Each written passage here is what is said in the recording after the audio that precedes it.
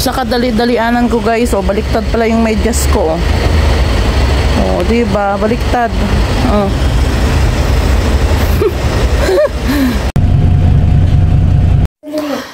Ang dami naming galing sa client ko.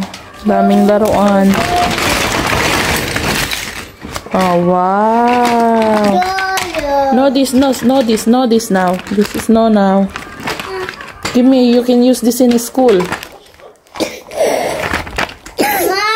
Guys, so today guys, sorry. Bibili tayo.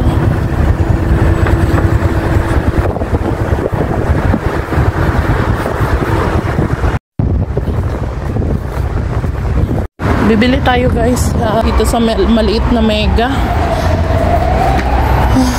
It's so cold, grabe.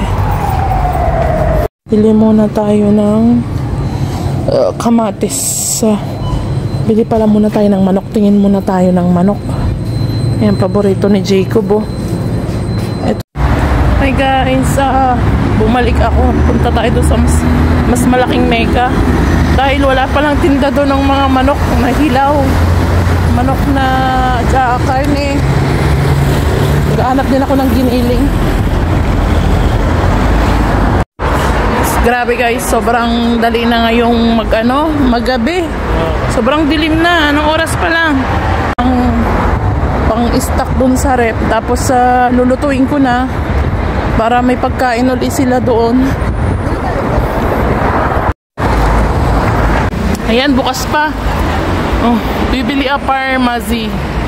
Bibili ako ng Neuropen para dun sa kay Jacob.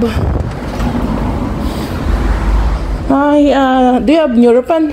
Neuropen, yes. Yeah. For pain? Sorry? For pain, for cold. Nakabili na ako guys, oh, Neuropen. Ngayong araw guys, kumita ako ngayon ng 200 lei. Tapos, bumili ako ngayon nito, Neuropen, na almost 22 lei. So, yun, nagbawas na. Tapos, bibili pa ako ng kain. Tingnan nyo guys, yung, alam mo yun, yung trabaho ko.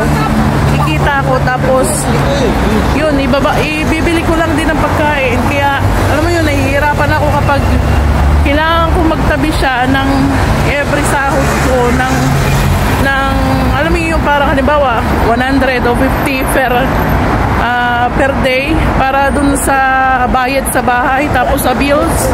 Sobrang hirap mag-budget. Di ko alam kung paano talaga babudgetin. Dito na tayo guys sa sa manukan. Yan, merong 15 lei, oh. 15 lang to.